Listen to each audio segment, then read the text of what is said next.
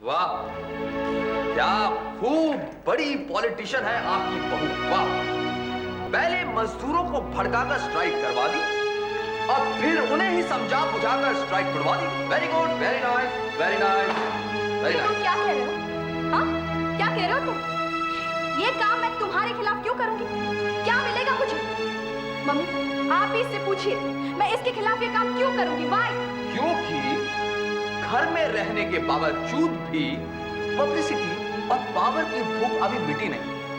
वो आदत पड़ जाती है ना खबरों में रहने की। अरे मैडम जी सुनिए ना, आप इतने बड़े बड़े खेल खेलती हो तुम मेरे साथ, अपने पति के साथ। वही तो मैं तुमसे पूछ रही हूँ, मैं अपने ही पति के साथ ये खेल क्यों खेलूंगी? क्योंकि तुम चाहती हो कि मैं इंडिपेंडेंट ना बनूं, तुम्हारी बेसातियों के सहारे चलूं। अमित बिल्कुल ठीक कह रहा है आपने। दरअसल सारी गलती भी इसी की है। ये इस बुरी तरह से तुम पर डिपेंडेंट हो गया था कि तुम्हें भी आदत पड़ गई थी इसे सहारा देने की, इसका हाथ पकड़कर चलाने की। But not anymore, आरती। अमित आज बेसहारा नहीं, इसीलिए कहता हूं कि अपना एटीट्यूड बदलो। थोड़ा वक्त लगेगा, but I'm sure you will do it। Suresh, एक बात मुझे समझ में नहीं आती, तुम अपने दोस्त की पैरवी कर रहे हो या हम पति पत्नी के रिश्ते में आग लगा रहे हो? मैं आग बुझाने आया हूं आरती। इसके पहले कि ये आग बढ़े और इस पूरे परिवार को अपनी चपेट में ले ले, मैं इसे बुझाने आया हूं। और कहां सवाल आग लगाने का, तो ये खेल तो हमेशा से तुम खेलते आई हो आरती। कभी कावड़ा के साथ तो कभी अमित के साथ। Will you shut up? तुम होते कौन हो ये सब बोलने वाले? हाँ? ये दोस्त तुम्हारा दोस्त होने से पहले मेरा पति है। Do you understand? और अपने पति को किस तरह से खुश रखना है ये तुमसे अच्छा मैं जानती हूँ। समझे तुम? तो just get the hell out of here. मैं तुम्हारा चेहरा इस घर में दोबारा नहीं देखना चाहती। Get out! आरती मैं Just get out from here. Out from this house. Out. Just out.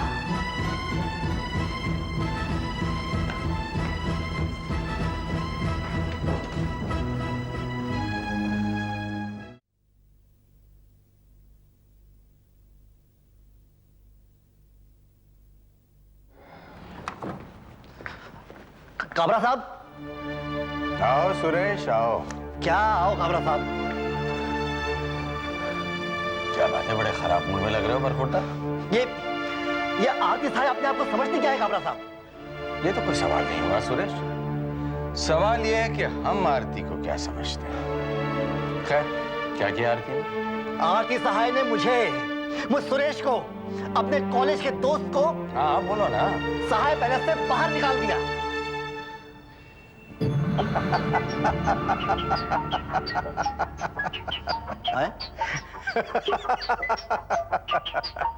आप हंस रहे हैं काबरा साहब?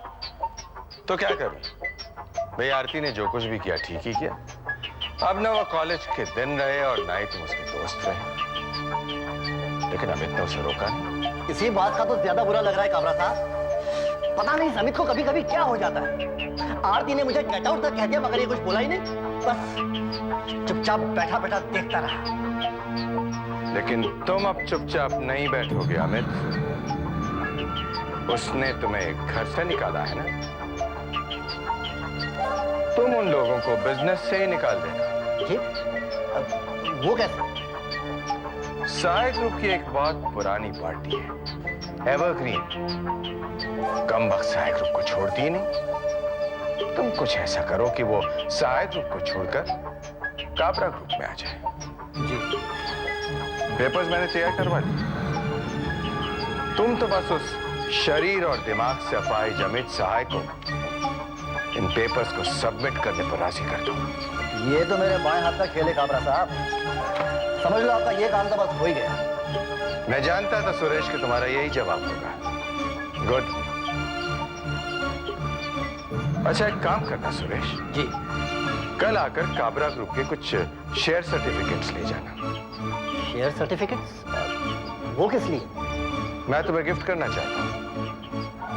अरे भाई, तुम हमारा इतना काम कर रहे हो तो हमारा भी तो कुछ फर्ज बनता है ना? ये सब तो ठीक है काबरा साहब, लेकिन सहाय पैलेस में हुई बेइज्जती को मैं बर्दाश्त नहीं कर पाऊंगा काबरा साहब। I'll do something।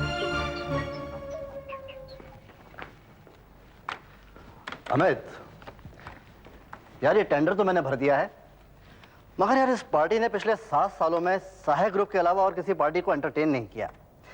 तो मैं तो समझता हूँ ये सिर्फ एक फॉर्मेलिटी है। फिर भी सबमिशन के पहले एक बार पेपर्स देख लो।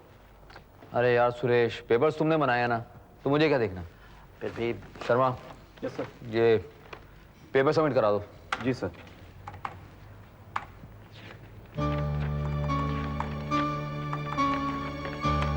₹98.50 पर यूनिट। सर ये ठीक नहीं है। क्या ठीक नहीं है? सर मैं मानता हूं कि एवरग्रीन पिछले 7 साल से हमारे साथ है, लेकिन हमने हर बार उनको मार्केट से बेहतर प्राइस कोट किया है, इसीलिए तो हर साल टेंडर हमको मिलता है। लेकिन ये रेट बहुत कम है सर। मिस्टर शर्मा, मैंने आपसे ये पेपर सबमिट करने के लिए कहा था, आपको इसकी स्टडी करने के लिए नहीं कहा। सर मैं आपका पुराना मुलाजिम हूँ, इसीलिए मेरा ये फर्ज बनता है कि सारी बात मैं आपको बता दूँ। कहिए मिस्टर शर्मा, आप क्या कहना चाहते हैं? सर अपनी प्राइस कोट करने का ये तरीका नहीं है। आरती मैडम हमेशा पहले अपने कॉम्पिटिटर्स का रेट पता करती है, उसमें हम अपना 50 पैसा या 1 रुपया बढ़ाकर देते हैं, इसीलिए रिजेक्शन की तो कोई गुंजाइश ही नहीं रहती है। तो कहिए मिस्टर शर्मा, आप क्या कहना चाहते हैं? सर अभी भी 7 दिन बाकी हैं। मैं तो कहता हूँ आप जल्दबाजी मत कीजिए। मेरी तो राय ये है कि आप एक बार आरती मैडम से बात कर लीजिए। मैं फोन मिलाऊं? नहीं, एक मिनट, मुझे आपकी आरती मैडम से बात करने की कोई जरूरत नहीं। अगर आप चाहें तो आप बात कर सकते हैं, लेकिन होगा वही जो हमने डिसाइड किया है। सुरेश,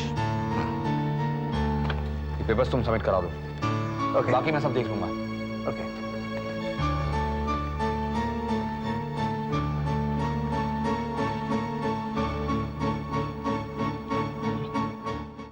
मिस्टर शर्मा, आपने अमित को बताया नहीं कि एवरग्रीन टेंडर के भरोसे हमने 25 करोड़ का माल बनाया है।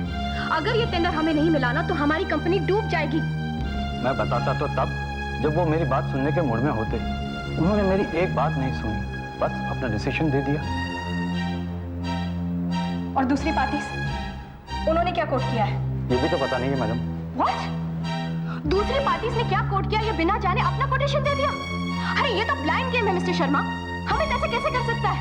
कर सकता है मैडम, अमित बाबू ने ये कर दिया होगा। जिस ढंग से टेंडर सबमिट करने की वो जल्दी कर रहे थे, मुझे तो लगता है बाजी अपने हाथ से निकल गई है। मैडम मुझसे जितनी कोशिश हो सकती थी मैंने कर ली, अब आप ही कुछ कीजिए प्लीज। मैडम कुछ कीजिए प्लीज।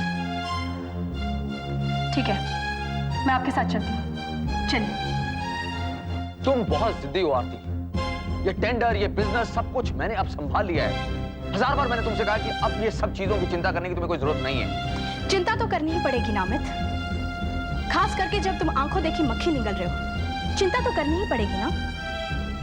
कम ऑन अमित, तुम एवरग्रीन टेंडर में 98.50 पर यूनिट कोट कर रहे हो, जबकि तुम जानते हो रॉ मटेरियल का कॉस्ट 10% बढ़ चुका है। 110 पर यूनिट से कम में कोई पार्टी माल उठाएगी भी नहीं। कोई और पार्टी क्या, हम भी उनकी जगह होते तो हम भी नहीं उठा पाते अमित। और कुछ? और तुमने अपने कंपटीटर्स के रेट जानना जरूरी नहीं समझा अमित। अमित, एवरग्रीन एक बहुत बड़ी पार्टी है, खास करके हमारे लिए प्रेस्टिजियस और इंपॉर्टेंट भी है। एंड डैम इट, हम 25 करोड़ का माल ऑलरेडी बना चुके हैं Amit. We can't afford to lose this deal. हम ये डील लूज नहीं कर सकते। हम नहीं, मैं। अब जो कुछ भी कर रहा हूं मैं कर रहा हूं, और मैं जो कर रहा हूं ठीक कर रहा हूं। आरती, तुम यहां से जा सकती हो। इन छोटी मोटी चीजों के लिए मुझे परेशान मत करो। छोटी मोटी बातें? ये कोई छोटी मोटी बातें नहीं है अमित, ये बहुत बड़ी बात है। ना जाने कौन तुम्हें ये उल्टी सीधी एडवाइस दे रहा है। That's not really important. Important ये है कि तुम्हें ये ऑफिस की सारी खबरें कौन देता है? Mister Sharma? Mister Sharma? No?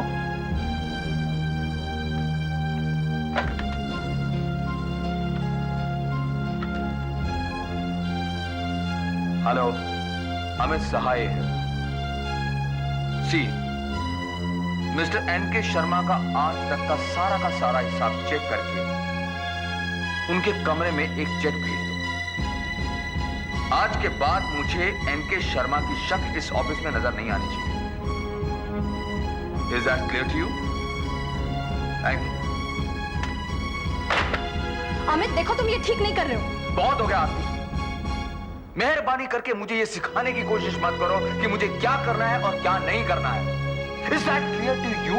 Amit, तुम्हें अपनी बीवी और तुम्हारे ऑफिसर में कोई फर्क नहीं नजर आता? तुम मेरे साथ ऐसे बिहेव करो जैसे मैं तुम्हारी कोई ऑफिसर हूँ। Oh, I see. मैं भूल गया था कि तुम मेरी पत्नी हो और मुझे तुम्हारे साथ एक पति की तरह बात करनी चाहिए। हाँ, तो मम्मी को तुम डॉक्टर के पास लेकर गई? और हाँ, मैंने सुना कि आर्य की पढ़ाई ठीक नहीं चल रही है, उसकी ट्यूटर 3 दिन से आई नहीं। और हाँ, आज मेरे कुछ दोस्त ड्रिंक और डिनर के लिए घर पर आ रहे हैं। मैं चाहता हूं कि तुम अच्छे से बंदोबस्त कर देना।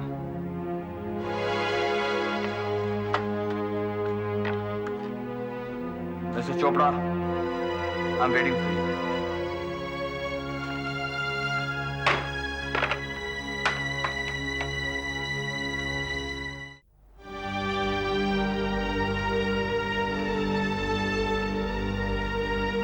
छोटी सी बात पर इतना बड़ा डिसीजन ले लिया अमित ने।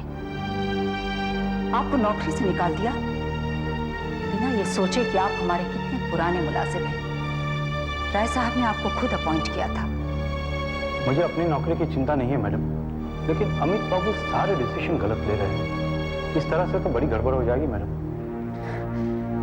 पता नहीं इस लड़के को क्या हो गया है शर्मा जी। मैंने दुनिया देखी है मैडम, मुझे कहना तो नहीं चाहिए, लेकिन अमित बाबू को बिजनेस से ज्यादा अपने ईगो की चिंता हो रही है। जब भी आरती मैडम का नाम आता है अपसेट हो जाते हैं। अब आरती मैडम ने इतने दिनों से बिजनेस संभाला है, उनका नाम तो हम लेंगे ही ना। मैं अमित बाबू को जितना कह सकता था कह चुका मैडम। अब तो आपको और आरती मैडम को ही सब कुछ संभालना है। ठीक है मिस्टर शर्मा, आप जाइए और किसी बात की चिंता मत कीजिए, मैं देखती हूँ। थैंक यू मैडम, नमस्ते।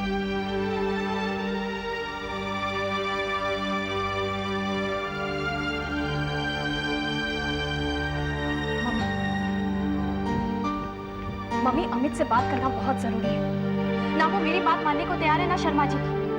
I think you can convince him. Please उससे बात करके देखिए ना मम्मी। मम्मी, शर्मा जी ने आपको पूरी बात नहीं बताई है। मैं जानती हूँ अगर अमित ने जिद में आकर एवरग्रीन का टेंडर खो दिया ना तो हमारी कंपनी बंद हो सकती है मम्मी। यस मम्मी, हमने बहुत बड़ी क्वांटिटी में माल बनाया है। एवरग्रीन के अलावा और कोई भी कंपनी इतनी बड़ी क्वांटिटी में माल नहीं उठा सकती मम्मी। आप सोच क्या रही है? अमित को फोन करिए ना प्लीज। सोच रही हूँ आरती कि जब हमने सारी जिम्मेदारी अमित पर छोड़ दी है तो हम ऑफिस के मामलों में इंटरफेयर करने की छोड़ देना चाहिए। किस कीमत पर मम्मी? कंपनी के बंद होने की कीमत पर?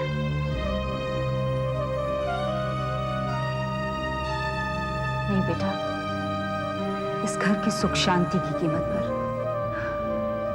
तुम तो देख रही हो इस घर में रोज एक नया तूफान आ रहा है और मैं नहीं चाहती कि अगला तूफान अमित के ऑफिस से आए जिसका कारण मैं या तुम बन जाओ।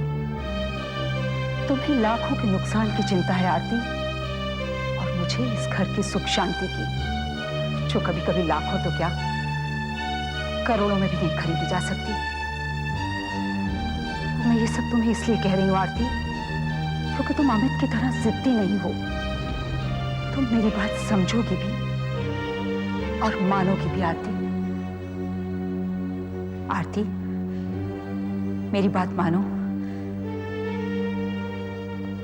तो तुम ऑफिस और बिजनेस की बातों को भूल जाओ। घर में 50 काम है बेटा। मुझे कदम कदम पर तुम्हारी जरूरत है। देखो, कल मधु को हॉस्पिटल से वापस लाना है, तुम उसकी तैयारी करो।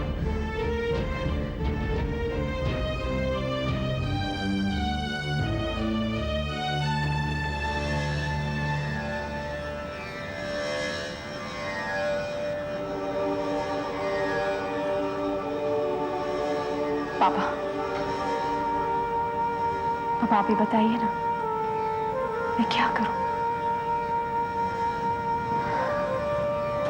एक तरफ मैं आपके दिव्य वचन से बंधी हुई हूं, तो दूसरी तरफ मम्मी के आदेश से। और मम्मी भी गलत नहीं है ना पापा? वो जो कुछ भी कह रही है इस घर के भलाई के लिए कह रही है। लेकिन आप ही जानते हैं पापा कि आज तक मैंने जो कुछ भी किया इस घर की सुख शांति के लिए किया। इसमें मेरा कोई स्वार्थ नहीं था पापा, कोई स्वार्थ नहीं। लेकिन अब हालात ऐसे हैं कि मैं कुछ नहीं कर पाऊंगी, कुछ भी नहीं। मैं आपके दिव्य वचन को पूरा नहीं कर सकती पापा, मुझे माफ कर दीजिए। सॉरी। आप मुझे अपने इस वचन से मुक्ति दीजिए पापा, प्लीज मुझे इस वचन से मुक्ति दे दीजिए। प्लीज।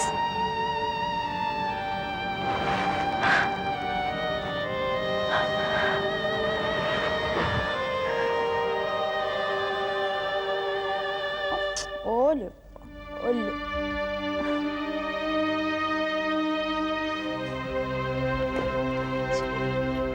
मधु बेटा, कैसी तबीयत है? आओ बैठो।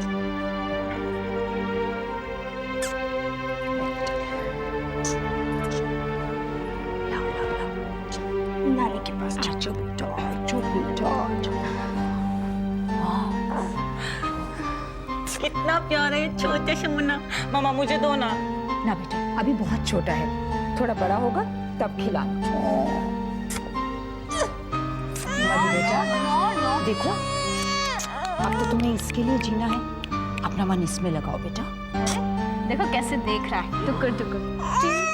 ना ना मम्मी देखना, ये बड़ा होकर ना मधु से भी बड़ा जनरस बनेगा। अरे तुम सबके सब यहाँ खड़े हो बेटा, मधु थकी हुई है, उसके आराम का इंतजाम करो आप। मधु, तुम मेरे कमरे में शिफ्ट हो जाओ। नहीं बेटा, तुम्हारा कमरा तो वैसे ही छोटा है। मम्मी हमारा कमरा है ना? नहीं बेटा, वहाँ अमित को परेशानी होगी। मामा हमारा कमरा तो बड़ा है ना, हमारा कमरा दे दो। वो ठीक रहेगा आरती। हाँ मामा। मधु बेटा, तुम उमा के कमरे में शिफ्ट करो। वाह वाह वाह, ऊपर वाले, तेरा भी जवाब नहीं है। एक नाजायज बच्चे के लिए इतने सोच विचार। और एक हम हैं, हम दीपक जैन, इस घर के जायज दामाद। हमारे बारे में तो कोई सोचता ही नहीं। दीपक बाबू